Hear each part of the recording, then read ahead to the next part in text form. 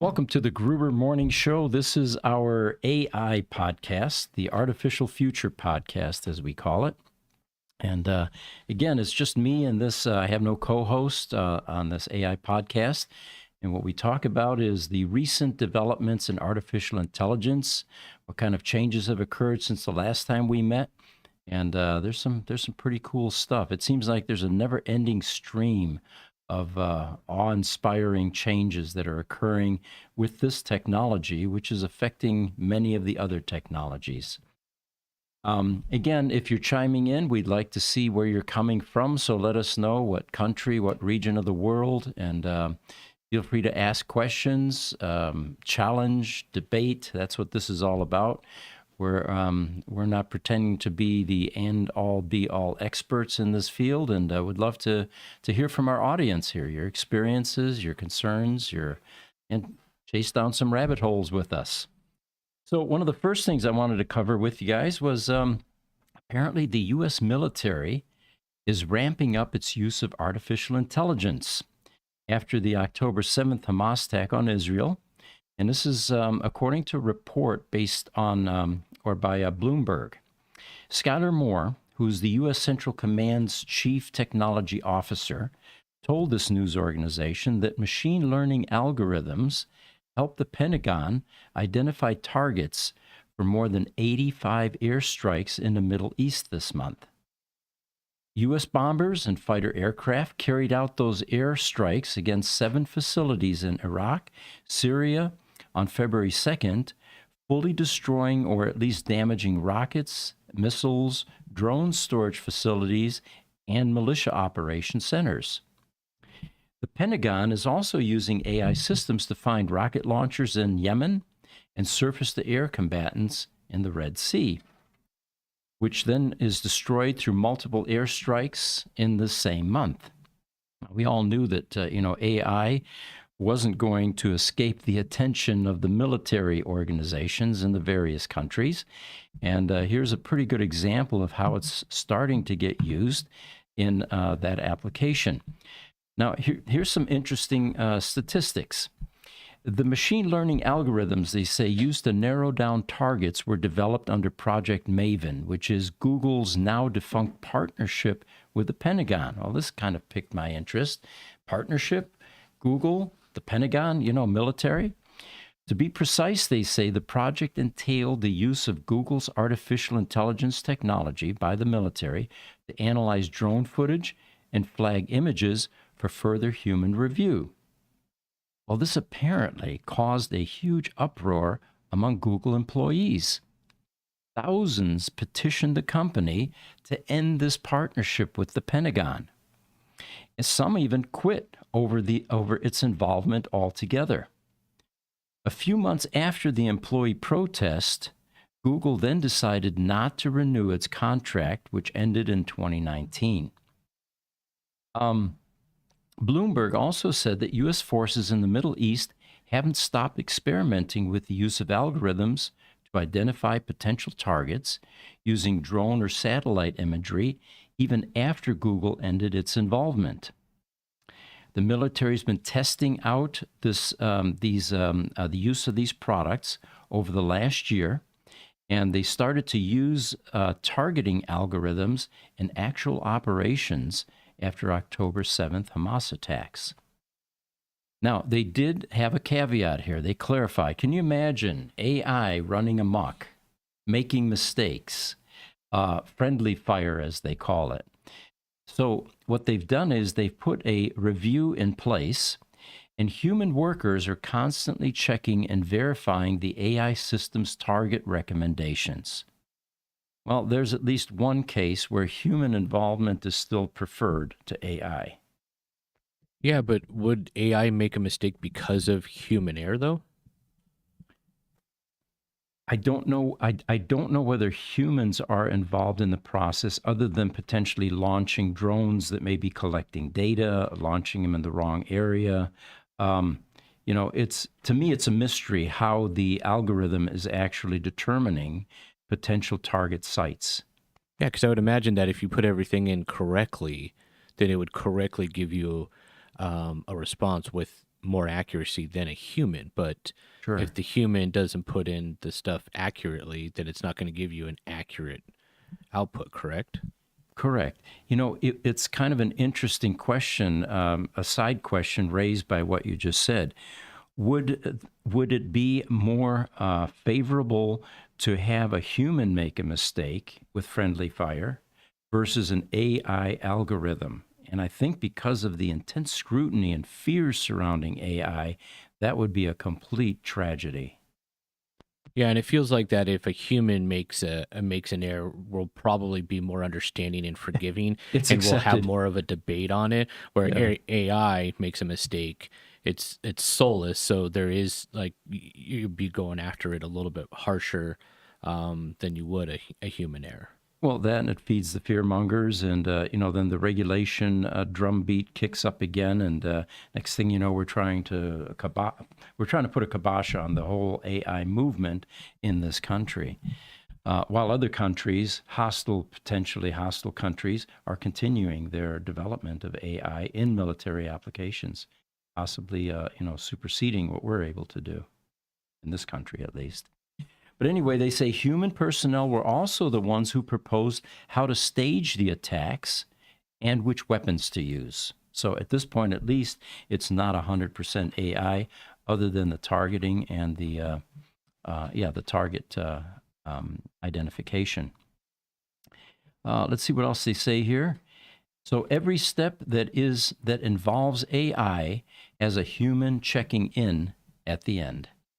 Tom Jensen's chiming in. Welcome, Tom. He says, rumor has it that the algorithm targets bald guys with orange sunglasses. Thank you. Should I be nervous? Should be wearing your beanie so the AI can't find you. Thank you, Tom. That was a good one. All right, moving along here. We use AI all the time here now, and I'm just amazed every week when I find out in our multiple businesses here how prevalent AI has begun to become, and how it's integrating into our operations. Give you an example. Our techs over at Groomer Motor Company, not only are they using artificial intelligence now, a custom Tesla Roadster GPT that we've evolved and developed and trained the large language model, in other words, but even the techs now are feeding information into this directly, making it more robust and powerful and more relevant. And they are already giving us reports that the results are pretty dramatic. It speeds up repairs on the floor. They're even using their cell phones. You can be sitting in a car. You get an error code flashing on the vehicle display screen. And if you're unfamiliar with it, AI will tell you what it knows based on a number of inputs, including Elon's release of all of the Tesla Roadster information to date. So the other thing that I noticed, there was a post on Facebook the other day, and I'm pretty used to this individual's posting style and diction and vernacular. And suddenly I realized, oh my God, this is a well-written diatribe. And then I realized he's using ChatGPT. He's been listening to our AI podcasts where we're recommending, before you send an email, scrub it through ChatGPT or Bard or whichever program, Grok, and make sure that it reviews your work and before you send it. Well, that's exactly what happened in this case, because there was some pretty fancy words in that diatribe that he posted on Facebook. So congratulations for using, and if you were taking our advice, we're flattered. But Stable Diffusion 3 is a new version now of an AI image generator that they claim is not going to mess up the text in pictures. One of the biggest problems we have, the picture behind me, by the way, the prompt was, and we'll talk about this. We'll talk about this later on in the podcast. The Screen Actors Guild just got done with their strike, and they had an award ceremony. And Fran Drescher was up on stage, and she began to touch on the success of the strike and the threat of AI. So I asked AI to generate an image at the Screen Actors Guild showing the shock and fear in many of the participants' eyes when the topic of AI came up and Sora. Remember Sora? We're going to talk about it in a moment here. It can actually replace a lot of these functions. So the problem with these image generators is, even if you're very specific, put in quotes, I want the word Tesla on the side of the car or semi or whatever, it always misspells it. In rare cases, does it actually spell something correctly? And sometimes it just looks like plain gibberish. In fact, some of the characters don't even look like part of the alphabet, at least in the English language. So they are claiming that although it's not available to the general public yet, Stability AI is the startup behind Stable Diffusion, which is an image generator. And they revealed that Stable Diffusion 3 is their next generation model. It claims that it improves image quality, works better with prompts containing multiple subjects, but the best part is it can more accurately insert text as part of the generated image, something that previous Stable Diffusion models weren't great at, nor Midjourney, nor DALL-E. So this announcement comes days after Stability AI's largest rival, OpenAI, unveiled Sora, which is, of course, a brand new AI model that's capable of generating nearly realistic, high-definition videos from simple text prompts. We actually have one, Jesse. Can you pop up the Dalmatian Sora short clip? It's also not available to the public yet, but when they released this a couple of weeks ago, let's see if we can get this video functioning. And this is in a village in Italy. Now, what you're seeing here is all AI generated. No human animators were involved in any of this. There's no green screen. Everything here was a prompt based on a description of what they were looking for. And most likely, and I don't have the prompt here, Dalmatian jumping between two windows in Bandura, I think it was Bandura, Italy, and I'll probably clean that up later on in discussion because I've got it written down here somewhere.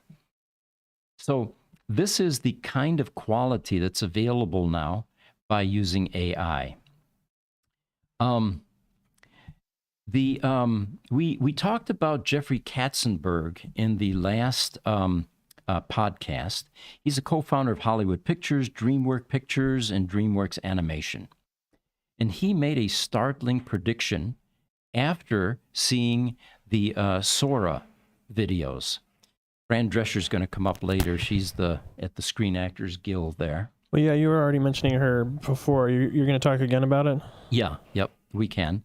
So Jeffrey Katzenberg made a comment after seeing some Sora clips, AI clips.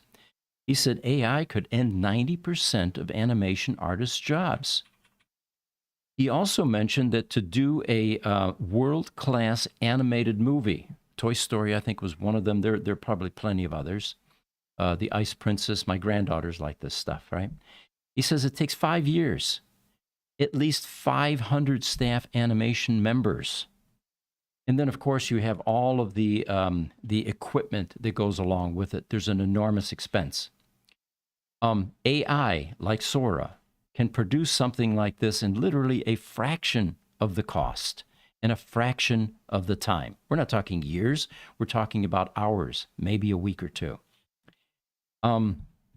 So anyway, another knee-jerk reaction. Can we bring up a picture of Sora is what it's called, and there's a picture of Tyler in that image. Tyler Perry has a studio in Atlanta. He's a U.S. film and TV mogul, produces a lot of content, and he said that he's very concerned that in the near future, a lot of jobs are going to be lost. In fact, he was so concerned that he put an $800 million studio expansion. Now, get the numbers here. That's almost $1 billion, is it not? So it's not in the in the future. It's like that statement is a self-fulfilling prophecy because he canceled however many hundreds of jobs. He already caused the job loss. Right.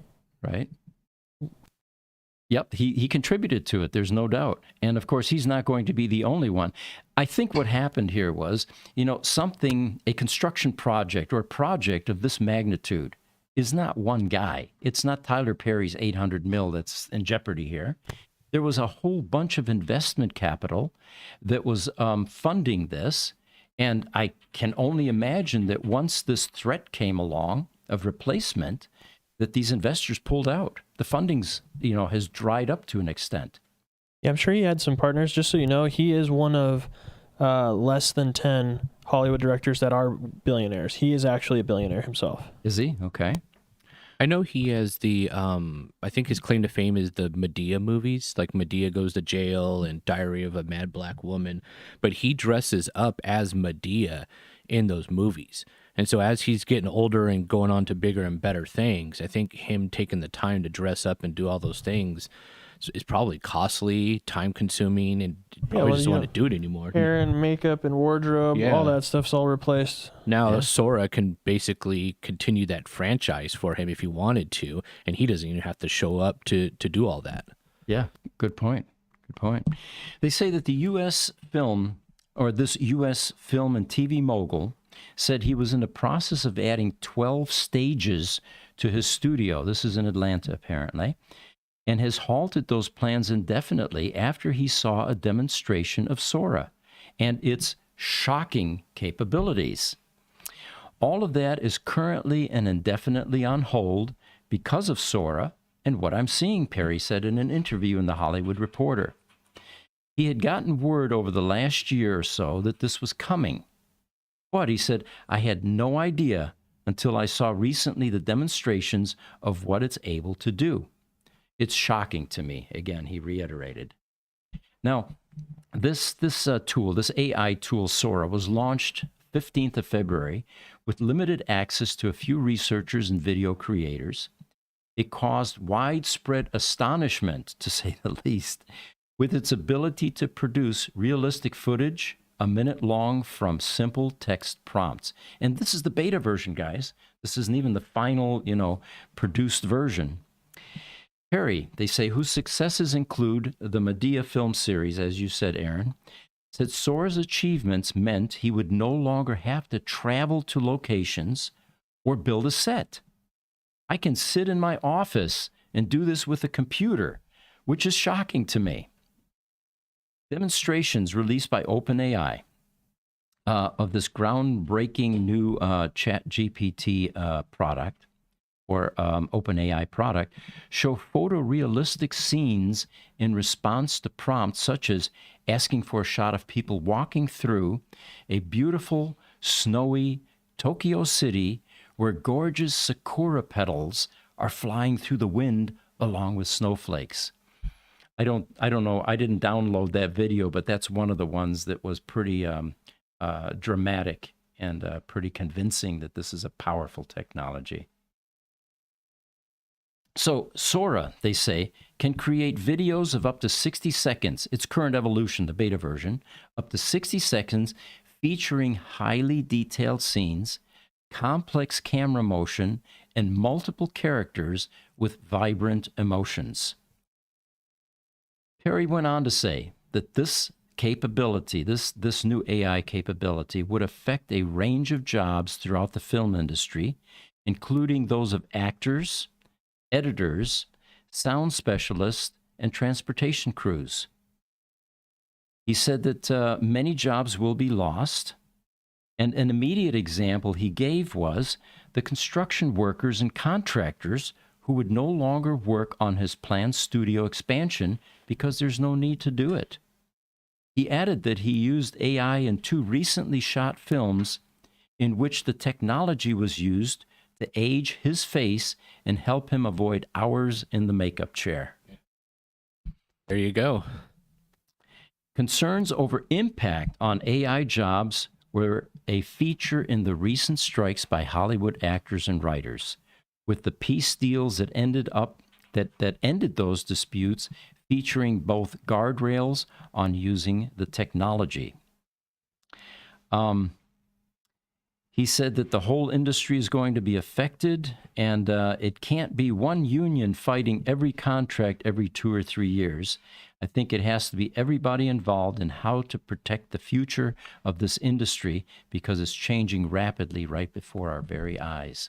Let's grab a quick comment here by Stephen Rose, one of our regulars, and then we'll go into the Screen Actors Guild and their award ceremony and the impact of AI when it was mentioned. Stephen Rose says, according to the Wall Street Journal, a secret group inside Apple, Project Titan, has been informed Apple will be shutting down its effort of building a car while ramping up its investment in the area of AI. That news announcement is all over the news currently. And yes, the headline is Apple will be shifting the staff that worked on Project Titan, which was their EV, around 2,000 people, I believe, and attempting to integrate them into their generative AI function. But not all will make it, and there will be some layoffs, they're saying. You know, my first reaction to that was, where the hell is Steve Jobs? I don't think he would have allowed this to occur. I mean, here is one of the globe's most innovative companies on the planet that brought us into this new revolution of technology with the phones that we carry that are virtually augmentations of, our own brain. I don't think he would have ever let something this lucrative and this exciting die. An EV, how hard is it a decade or two after Tesla pioneered this product to make electric vehicles? I don't think the technology is the problem anymore. It's the funding. And if that's the case, does Apple have a funding problem? I don't think it's a funding. I mean, they're worth. Don't they have like billions of cash just sitting around? Well, look at the building that they just built. We're talking about this is going to be one of the maybe 8th wonders of the world when it's completed. And I just think that Stephen would have never let this happen. Do you think this is a reflection on how hard it is to make it in the auto industry? I mean, we see Lucid and Rivian struggling this last, couple of weeks with their stock. And sure. I mean, maybe Apple just got tired of like, hey, you know what, the regulations, and you don't know if the next administration is going to be all in on EVs or all against EVs. I mean, it just seems like it's just a headache right now in that industry. My take was they never even got to the production stage when all of those other problems now would come into play. Is there a market? Are we priced right? What is our cost based on our raw materials going into the vehicles?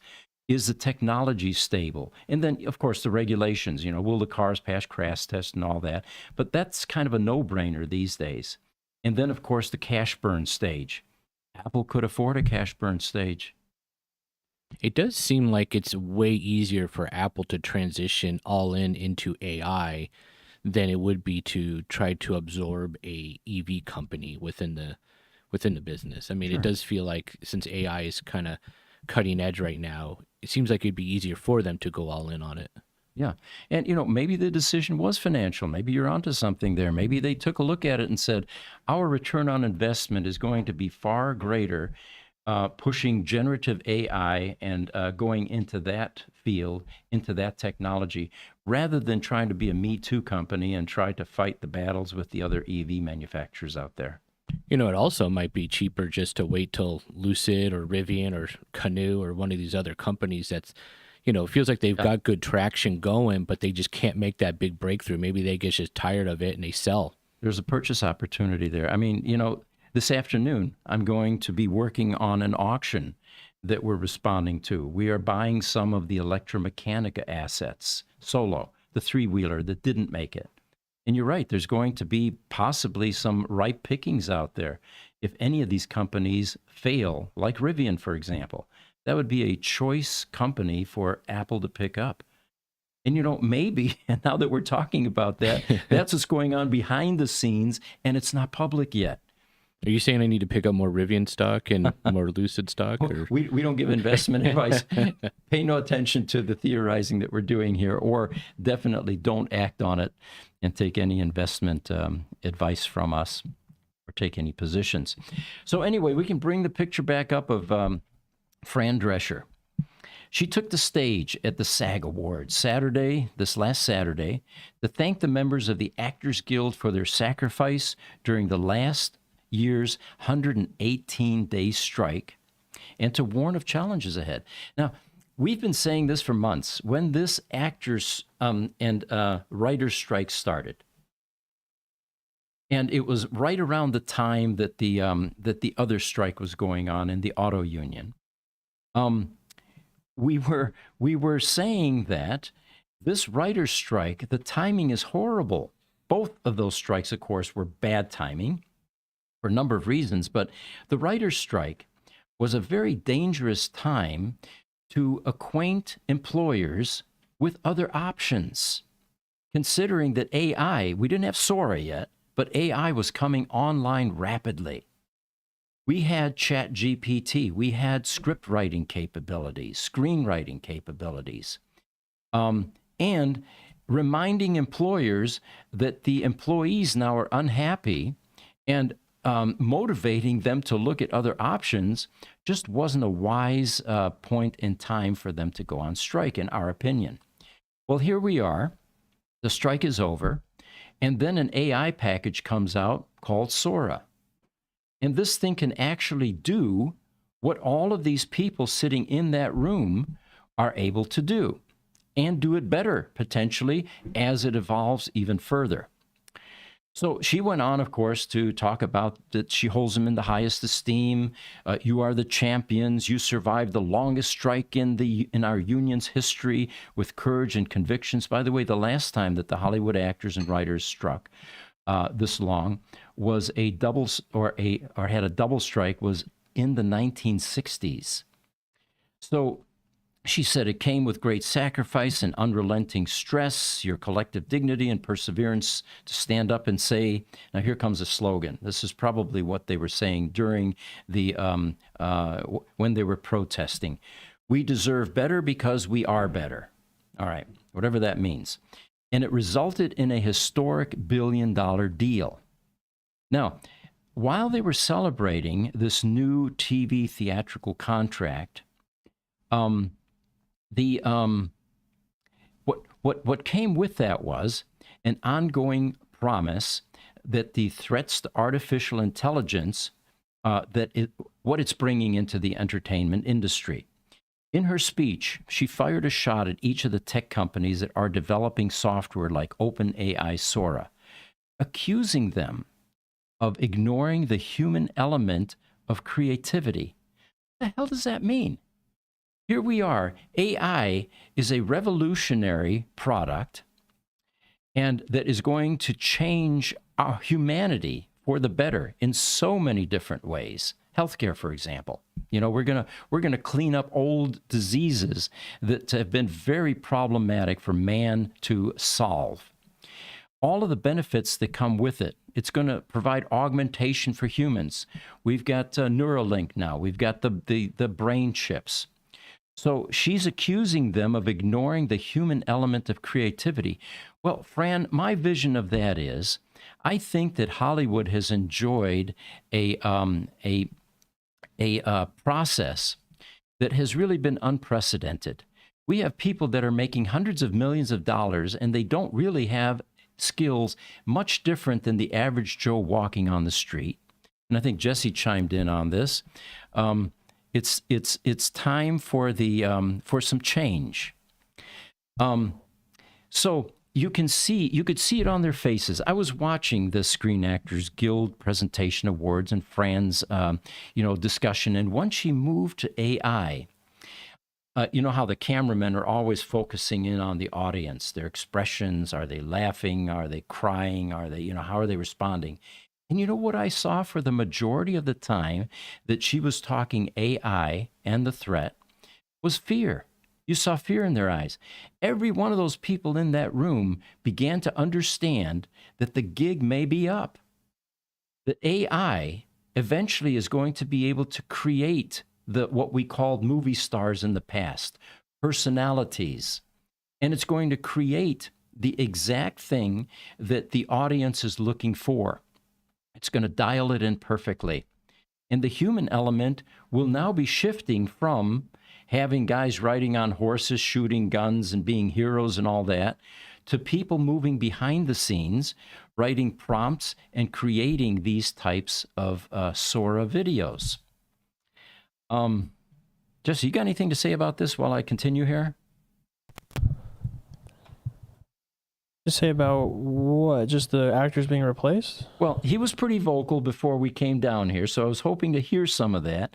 But I will continue. Vocal about what? Tell me what conversation you're referring to. Well, the monopoly that Hollywood has held over the general population. As you pointed out, the people that we began to deify, the people that we began to pay hundreds of millions of dollars to, really didn't have an enormous different set of skills than the rest of us, other than they were at the right place at the right time and the right movie came out and it was a box office success. Yeah, so what I was just saying that there could be 500 Martin Scorsese's or Steven Spielberg's out there. They just never got the chance. And they could be even better than Steven Spielberg, right? They just never got the chance to make a movie. Good point. Good point. You know what I think this will do too is, you know how they make a book so you get a mental image of somebody and then they put a big Hollywood actor in it. It's like, that's not really what I had in mind.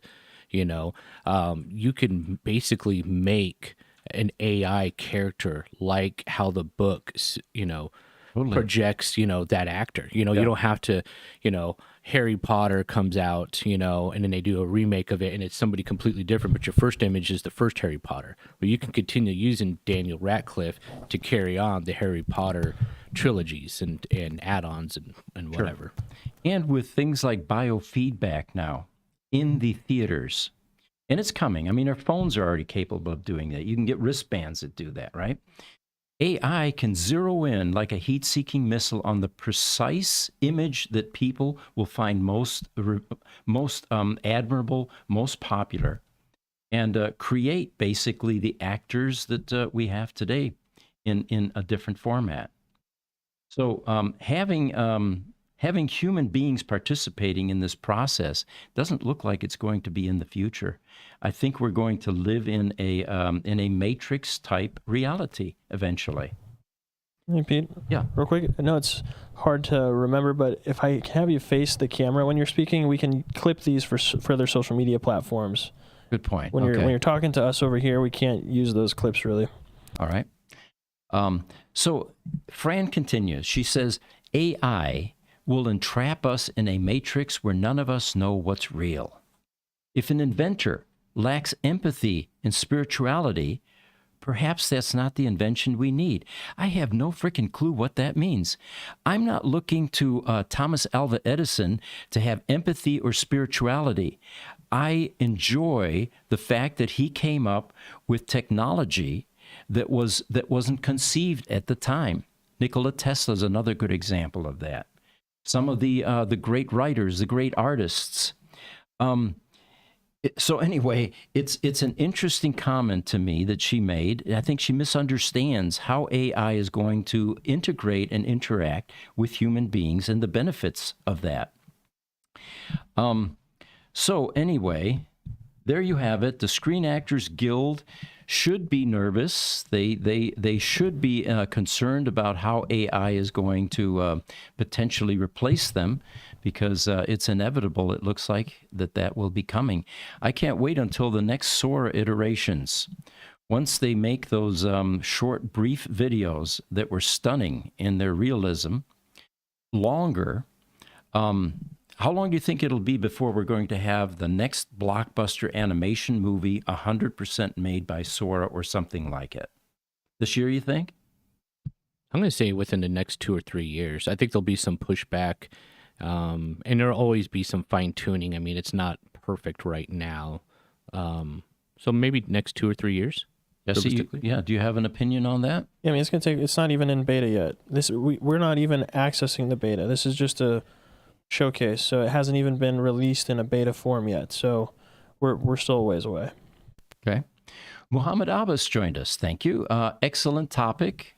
Appreciate the feedback. So here's some AI quotes for you. A baby learns to crawl, walk, and then run. We are in the crawling stage when it comes to applying machine learning. That's according to Dave Waters, by the way. Here's another one. And this one is by Ed Renzi. He says, to buy a $35,000 robotic arm, then it is to hire an employee who's inefficient, making $15 an hour bagging French fries. It's nonsense, and it's very destructive, and it's inflationary, and it's going to cause a job loss across the country like you're not going to believe. Talking about, of course, the advantages of using AI. Wendy's is actually doing something. I think I've got a topic on that here in the future. So then automobiles, phones, VCR tapes, computers, and cell phones, the internet, Amazon, Netflix. You get what I'm saying, Dave Waters says? Robots will be in the majority of homes in the not too distant future. What he's showing here is the evolution of technology in our homes. The prompt, by the way, for that video that we showed you earlier of the Dalmatian jumping between the two buildings, it is the prompt said, the camera directly faces a colorful buildings or multiple colorful buildings in Burano, Italy. An adorable Dalmatian looks through a window on a building on the ground floor. Many people are walking and cycling along the canal street in front of the buildings. With Sora, they say, we're not just talking about standard video generation. This model can craft videos in any resolution, up to a minute long in its current iteration, and an aspect ratio up to the crisp clarity of 1080p.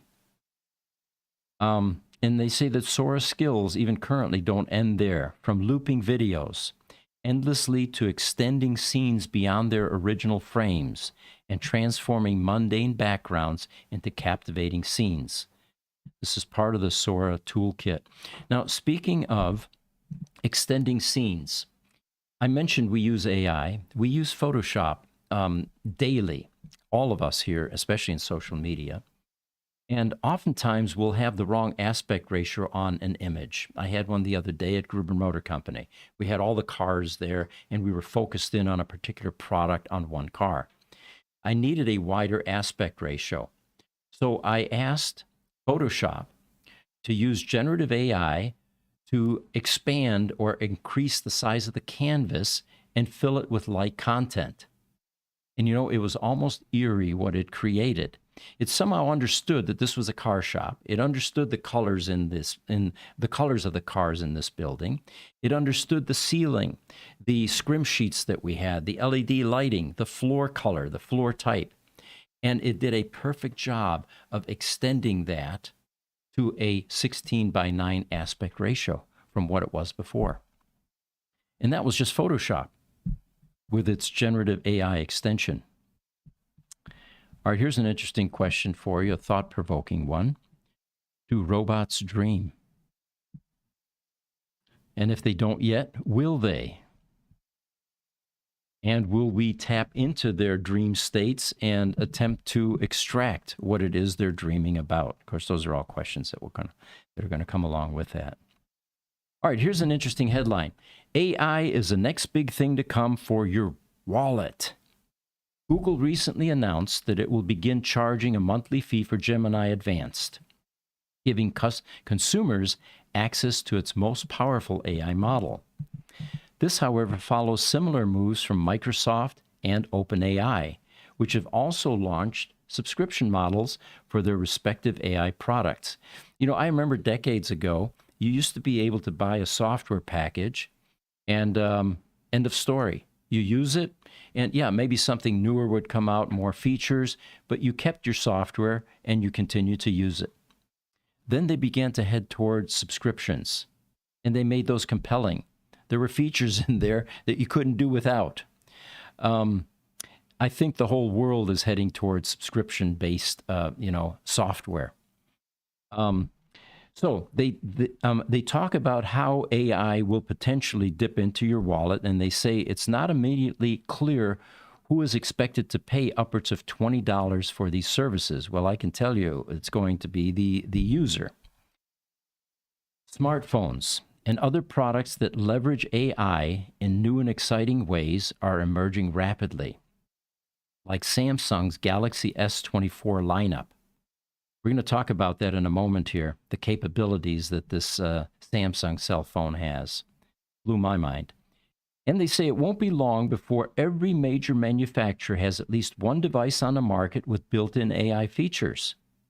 I mean, I'm talking, they are probably talking about things like vacuum cleaners, toasters, low-tech devices, dishwashers in your home. Have you noticed refrigerators are getting pretty smart these days? They have flat screens mounted on the doors. It tells you what's inside. It tells you what's aging and what needs to be replaced. So they talk about every manufacturer has at least one device that is inserting AI into the appliances. I can't wait until next year's Consumer Electronics Show. I'll bet that's going to be a exciting new presentation of products. They say that it's extremely costly to produce and to maintain these kind of AI capabilities on a daily basis, and as a result, new added costs will be passed down to consumers eventually. Some of these added costs may be built into the baseline price of a device, a product. That makes sense, right? You've got the non-AI fridge next to the AI fridge, and there's a surcharge for that additional capability. But there's also a clear path toward AI moving to a subscription-based model, because you're not going to be happy with that antiquated version of AI that you bought last year when all these new capabilities are now available with the newer AI platforms. And it's comparable to what we're already paying for, platforms like Netflix and Spotify.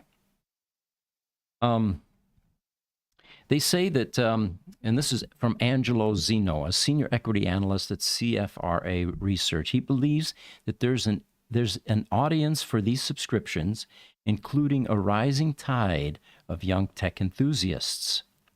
But eventually, they say all customers are being targeted by AI subscriptions, with an emphasis on individuals that fall under the middle to upper class, given the ability for them to more easily afford these services. The Gen Z population is also a category more willing to try these services over other groups.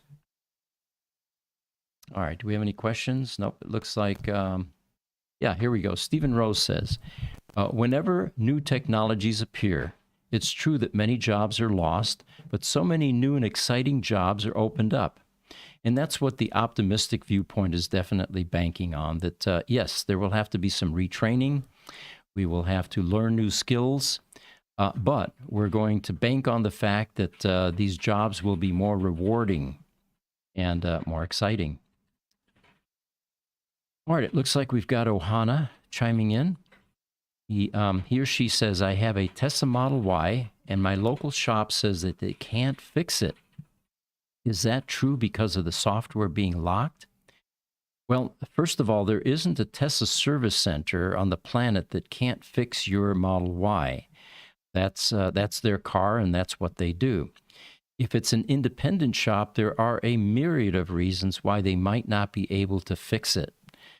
Parts availability, for example. Some parts for these cars are restricted. The software being locked, yes, it requires software access. There's a subscription that's available. We subscribe at Group Motor Company, but it's not full-featured. Things like reprogramming your keys, for example, is a security risk. So that's not included. We would need a lot more information to weigh in on that, Ohana. Okay, Pete, I got a rant for you. Yeah. You got to look right in the camera when you rant this one, okay? Right. So I'm going to set you up. You're talking about subscription services. Yep. So as somebody that's owned a business for 40 years, multiple businesses, very successful businesses for a long time, the idea behind the software as a service subscription model and other subscription models is that if you want the company to continue developing updates for that software and not just have that one version, then they have to make money somehow 10 years later when you want to update in 10 years, right? So how do you see that as a business owner, and then how do you think AI will play into that? Well, I'm horribly conflicted, and for a good reason. In any business, recurring income is the spice of life, and subscriptions are definitely one way to do that.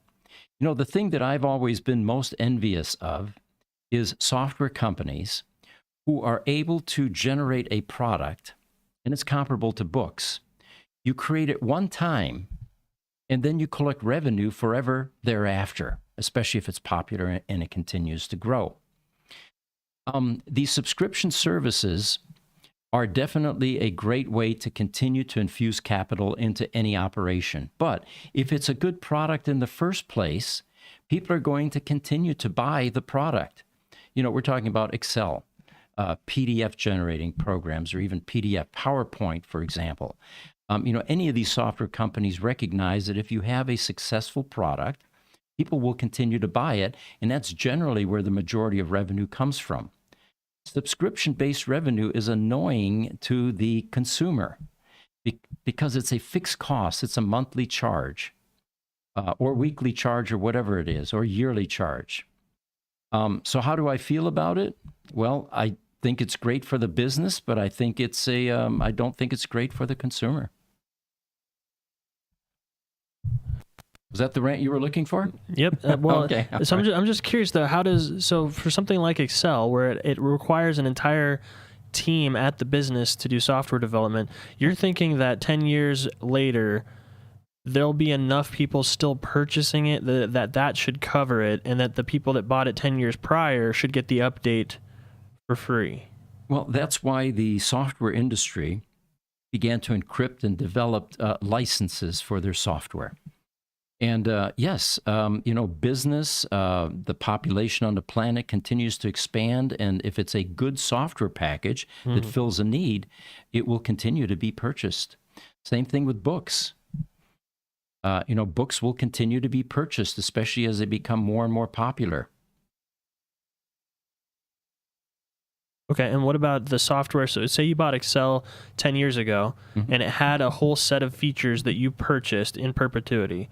So does that mean, how does that entitle you to all of the new features that are released 10 years later for free? Well, it doesn't. And with the case of Excel, for example, there were multiple releases of that product, improved versions. You know, let's take our CRM package, for example, Telemagic.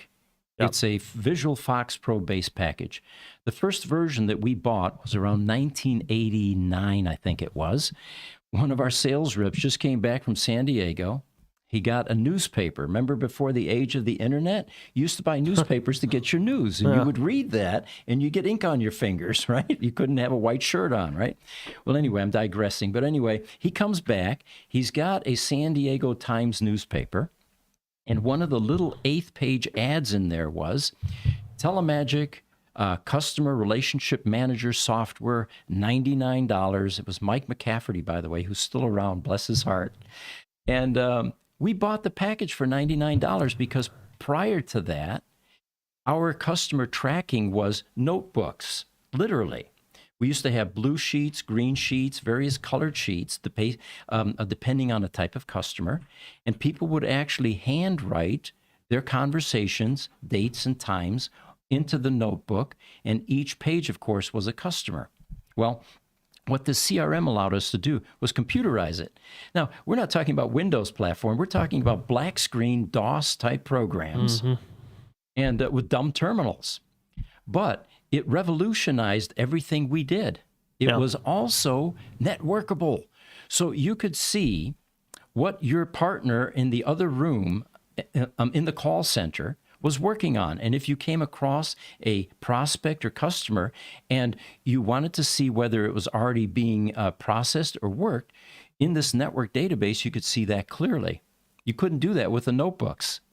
And oftentimes you'd have account conflicts, which then the sales managers got to arbitrate and mediate, which was never fun, by the way, because both parties usually had investment in that account. Well, where I was going with the story was Telemagic evolved. We got Windows 95. Now they had a Windows version. It was buggy as hell. And you couldn't get tech support because so many people had buggy experiences. Remember how that goes? You've got lots of customers whose software is not working properly, and the OEM of that software can't manage the influx of complaints. Eventually, they got some online help, and of course, then you had the voicemail thing where you could call up, and it would then ask you which problem are you having, and none of which was very efficient. But to make a long story short, there's a perfect example of an upgrade path, and we paid for all of those upgrades. Mm-hmm. And then furthermore, Telemagic eventually went away, although we continued to use it. And one of the reasons we continued was we had such heavy customization. We actually went into Visual Fox Pro and we began to enhance it further. We did what Telemagic didn't do, which is provide a customization path. And I'm proud to say that today we're still using it. It's one of our primary software packages in the company, and we've got a couple hundred people at times using it. But the point there being is, there was revenue generated not just from the upgrade paths with the software, but from the people that we hired to do the customization, which eventually moved in-house, and now we had employees that were doing that, being paid salaries. Mm-hmm. There was no subscription necessary for that, and the company continued to generate revenue. All right, and then I have another rant for you here back on the Tyler Perry. Okay. So, because I think we had theorized about this a little bit, but Tyler Perry is canceling his $800 million project because of jobs are going to be lost. He inadvertently caused that to be a self-fulfilling prophecy right then, right? Yeah, right? But then also, we can think about this and take this to the next step, where even Tyler Perry will be out of a job, because what's stopping when Sora is released and it combines with ChatGPT for the prompting and the storytelling?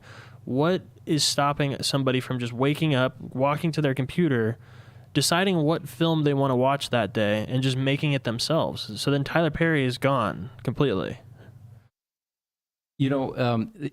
Excellent point. You're right. People like Tyler Perry, producers, directors, people in the movie industry are going extinct. There is no need for them anymore.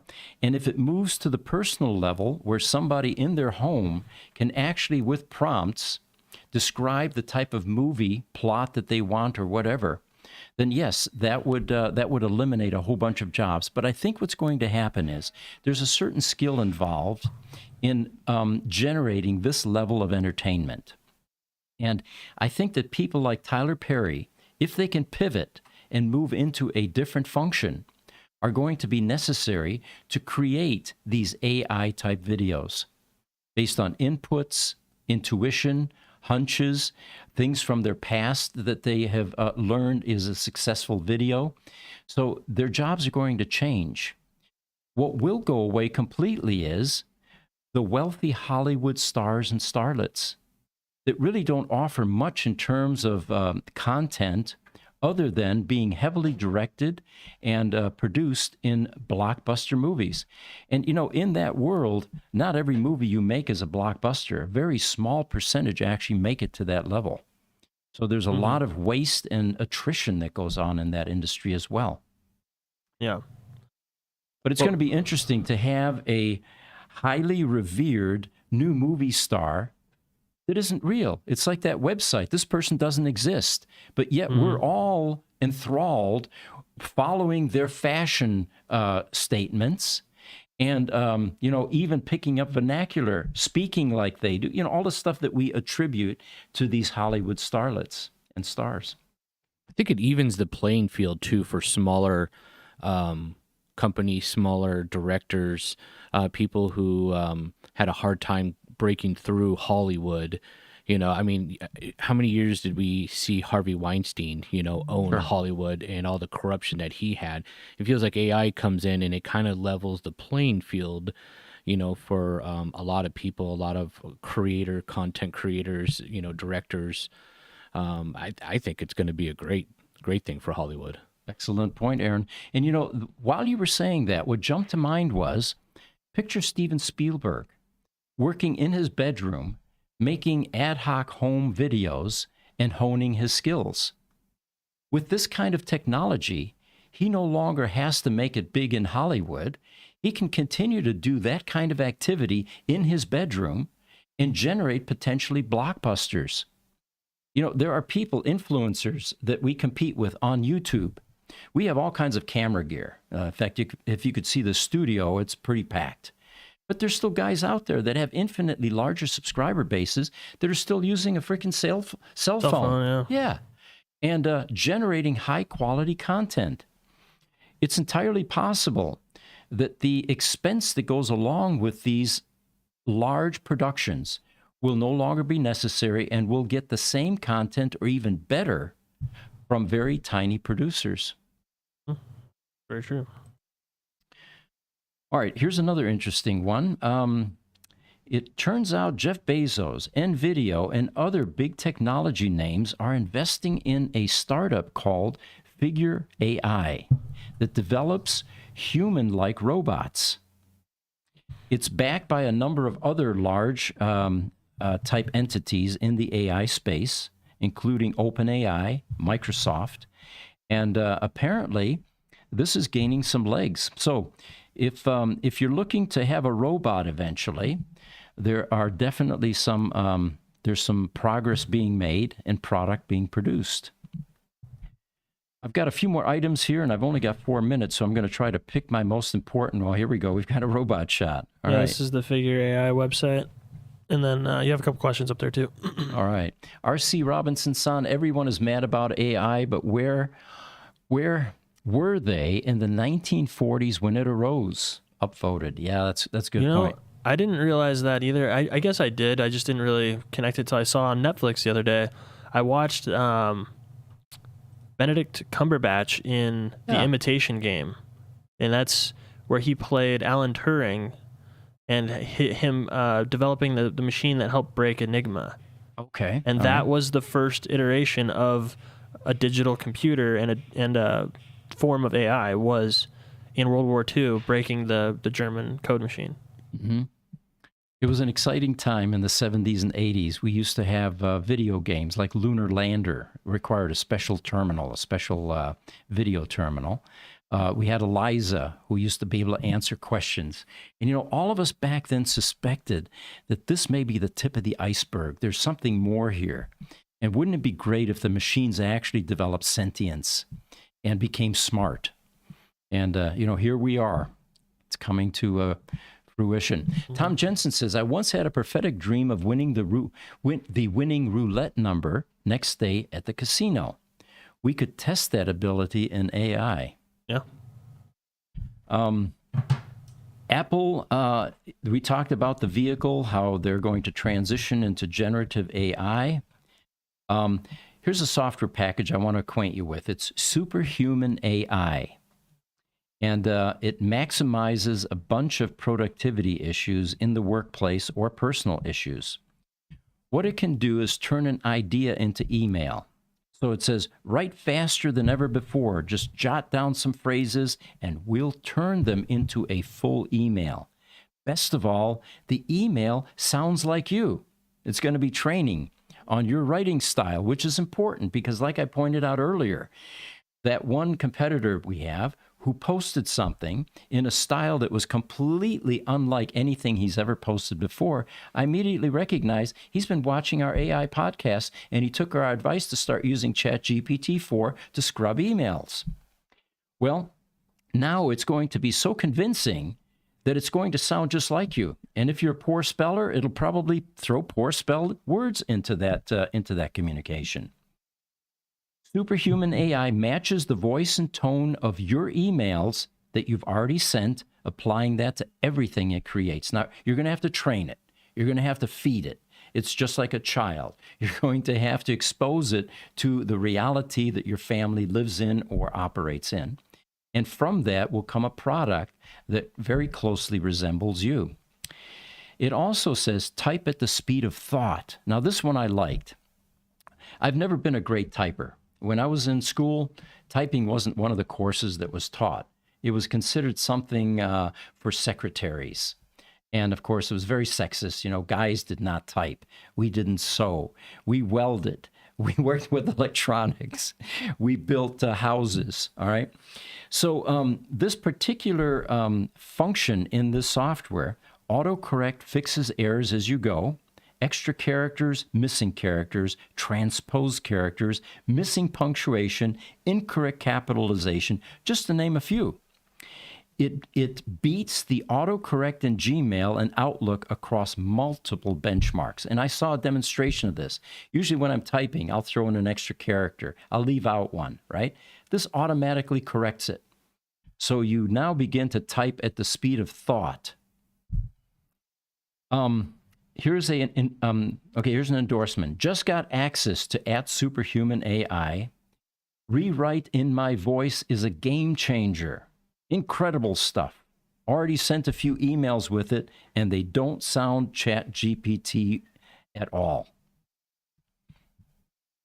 All right, earlier in the conversation, we were talking about the new augmentation capabilities that come along with these new products now that have some AI embedded in them. Well, here is a perfect example. Samsung's, this is the headline, Live Translate exemplifies AI phone capabilities. The Samsung Galaxy S24's Live Translate feature showcases how AI can be seamlessly integrated into daily communication tools.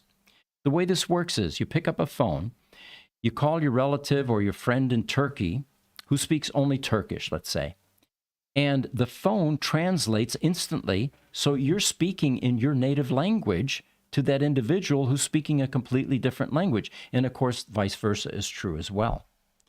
This is the power of AI. Instant, virtually instant. Even if there was a microsecond of delay, the human brain would never capture that or be able or become aware of that. So this is where our devices become even more integrated into our daily lives, breaking down communication barriers and fostering a more connected world. Now, you have to ask at this point, do you remember the Putin-Tucker interview, where the entire interview, and I have glasses on so you can't see my eyes, but Tucker had this quizzical look on his face staring at Putin, right? With this kind of capability, it would have been instant communication. He could have responded immediately to anything that was said, both of them actually. It turns out that in that case, they each had earphones and they had an interpreter doing their best to keep up with the stream of language. I initially misread some cues when I said to one of the social media guys here, I noticed that Putin is pausing at certain times. He's conflicted, and I misread that completely. He was pausing because he was waiting for his interpreter to finish Tucker's statement or question. All right, any other questions? We are at 11:02, and today I'm going to keep it to an hour because we are bidding on a bunch of Electromechanica assets. They're shutting down an entire plant here in East Mesa. They have 700 cars that they're liquidating. For those of you unfamiliar, Electromechanica makes the Solo brand of EV. They were a big splash for a while like Aptera. They were actually creating vehicles. We saw them at car shows at times. There was one sitting at Fashion Square, a big mall in Scottsdale. Every single day on the first floor, they had one of their models sitting there. And it was a three-wheeler with in-wheel motors, single-seater commuter car, basically. Pretty exciting concept. Unlike Aptera, though, which has a solar panel roof, this had just a battery with a drive motor, and it needed to be charged. But apparently this company did not make it. They pulled funding, and 160,000 square foot plant. All of the assets are being liquidated, and there are a number of items in there that we've been reviewing for the last week now that we bid on, and I'm going to finish the bidding on that because it closes at 12 o'clock our time in about 55 minutes. We enjoy every one of you joining us. I'm having fun with it. I hope you're having fun. We get a lot of attention after the podcast because 10 o'clock or 11 o'clock in the middle of the day is not a great time. Most of us are working. If you have any questions, leave comments on the videos down below. Email us at ev@gruber.com. And again, we enjoy you joining us. We'll see you next week.